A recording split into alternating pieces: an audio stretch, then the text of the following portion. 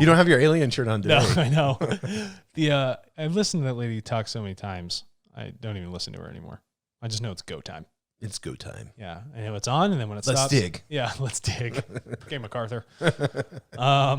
So we always everybody likes to look up at the stars. Mm-hmm. If you don't, well, you're interesting. You probably don't like Disney World either. So yeah, but or dogs. Yeah, nice fluffy blankets, cozy. You probably don't like being cozy. How do we go from wolves to domesticated dogs? I know they're working on that. I think I have an article for that we're going to talk about to one of our future episodes. It had to be, when you think about it, it had to be, because I read the article, so I think I put it in one of our, because we use Asana. Yeah. Shout out to Asana. Yeah, and thank you. They were talking about, they had just found bones of dogs that were buried next to tribesmen in like Siberia area. Mm. And they were decorated. The dogs were decorated. And it was like very intentional. Well, they probably in some way, worship that dog. Yeah, or they went along in battle with them, maybe, yeah. Or they were like man's best friend. But I'd love to see the first guy be like, "I'm going to domesticate this thing." Yeah, but then it's like I just had pictured these guys sitting around a fire, mm-hmm. and then the wolves are out there howling. But then there's one wolf that's kind of curious, and then a guy gives him a little bit of food, and he comes a little bit closer, and he comes a little bit closer. Should I trust this guy? Latches onto his forearm. He's like, and then well, wait a minute. Can we still save the relationship? Yeah. It's like a furrow. Because animals, we don't recognize this, but animals are wild. They are wild. I mean, they're just being an animal. And we always go up with assuming that they think and act like a human being. But is it everyone that goes to the fire a little bit quicker, and then it's just thousands of years, and it's just domesticated? Next thing you know, you go from a wolf to this super lovable golden retriever. Yeah, or a doge. Yeah. And then it turns into a cryptocurrency. Yes. Which I bought more. It went down, and I bought more. Good for you. I don't know. It's just a fun thing. Whatever. I don't care. It's gone up. I made $247 so far. I know. Isn't that exciting? That's great. Good for you. Cryptocurrency. Dude. Off a Dogecoin. It's like 2 weeks worth of groceries for you. Yeah. Good for you. Or a week's worth. Gosh, your consumption rate's so high. So is mine. We just eat a lot. I know, yeah. Especially when, you do a lot of climbing. Yeah. And then when you go to the gym and you work out really hard. Yep. You just need more fuel. The just, intermittent fasting doesn't work for me. I tried that so many times. Dude, fuel is key for growth. Not only for us. Yes. But also for stars that are forming in the night sky, in nearby galaxies. How did you go from climbing to nearby, not far away galaxies, nearby? You want to know why? Because everything's interconnected. You just got to look at it. Yeah.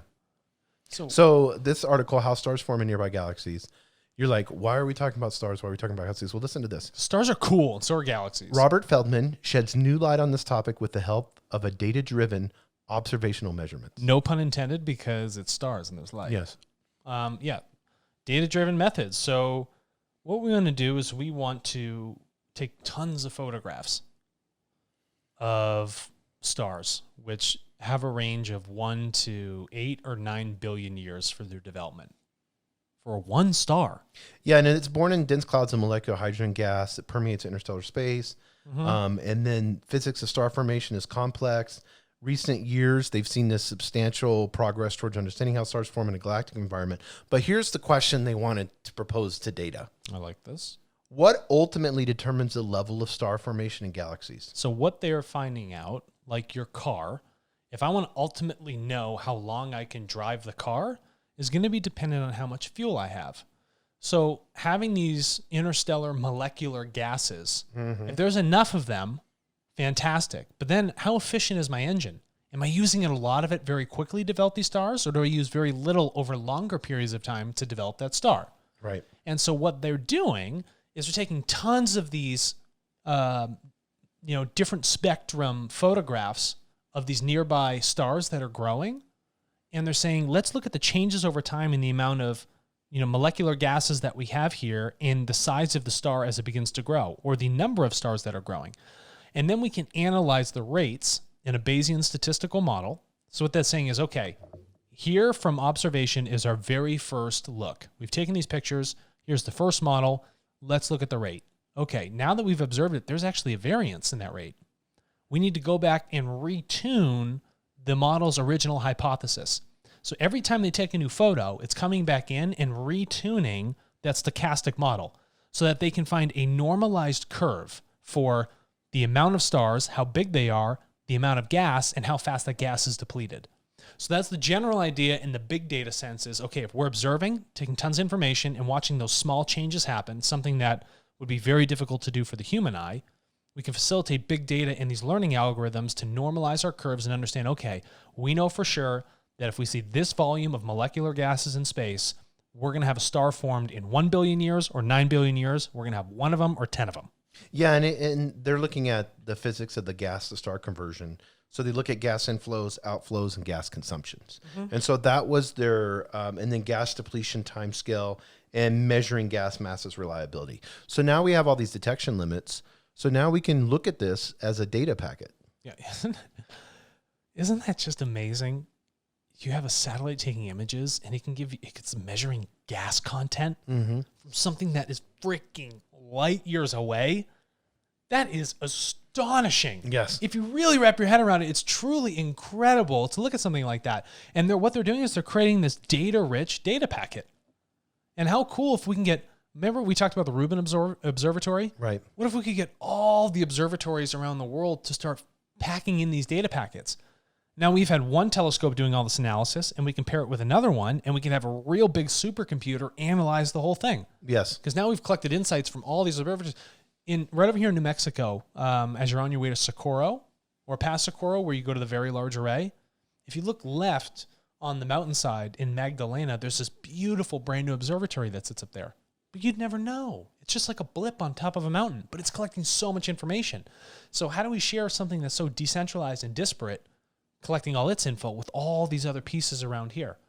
Collective knowledge is a lot of good stuff. I bet you they could solve and normalize that, that gas usage model for star formation a lot quicker. Yeah, and this is what they talk about, and this was a SciTechDaily.com article. It will be paramount to continue the development of statistical and data science methods to accurately extract the physical content from these new observations and to fully uncover the mysteries of star formation in galaxies. Yeah, that's so cool. That gets me so fired up. It's so interesting to think that even our sun, which is massive, is puny compared to so many other things out there. For instance, if you compare it to just Betelgeuse, which sits in Orion's belt, it's one of the biggest observational stars around us, this blue supergiant. But all that came together was gas forming. And because it sits in an environment of no gravity, it creates this massive perfect sphere, and everything's just kind of fallen into itself under its own gravity. It's just amazing. It's this cycle of implosion and regeneration. If I want to give someone some secrets to some interesting physics, implosion regeneration, right?